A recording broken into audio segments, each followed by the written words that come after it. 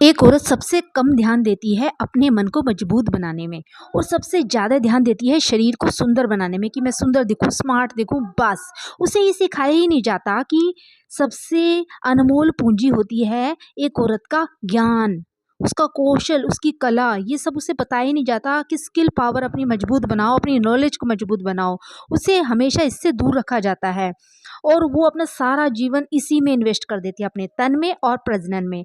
फिर क्या होता है, कुछ टाइम बाद बस जब वो शरीर को सँवारती रह जाती है, सजाती रह जाती है और बच्चे भी पैदा हो जाते हैं, तो कुछ टाइम बाद उसे एहसास होने लग जाता है कि मैंने तो अपना अस्तित्व ही इसी में दे दिया। सारा का सारा परिवार, समाज, जानकार, रिश्तेदार सब मुझे यही सीख देते थे और मैंने उसे अपना भी लिया और उसे अपना संस्कार भी समझ लिया। लेकिन कुछ टाइम बाद उसे ये एहसास हो जाता है कि ये तो कुछ भी नहीं है, कुछ भी नहीं है। अंत में वो हार जाती है। फिर उसे एहसास होता है कि तन और प्रजनन सब करके देख लिया, इज्जत तो फिर भी नहीं मिली।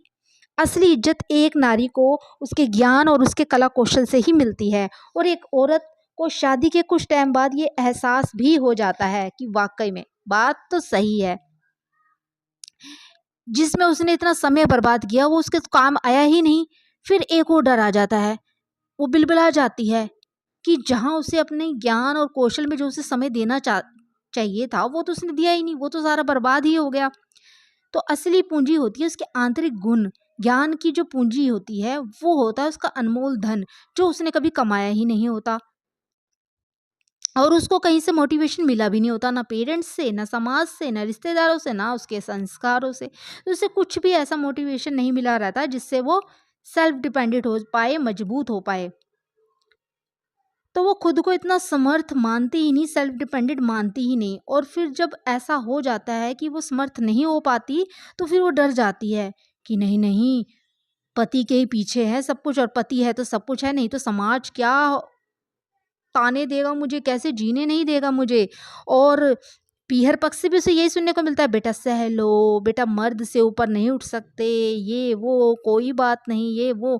और जो ससुराल पक्ष है उससे भी उसे यही सुनने को मिलता है कि तुम हमारे बेटों के पीछे ही हो, तुम पति ही सब कुछ है। और फिर समाज का भी उसे डर लग जाता है कि भाई समाज है, जीने नहीं देता अकेली औरत को। लेकिन अगर वो समर्थ हो, सक्षम हो, तो क्या उसे डरने की जरूरत है? नहीं।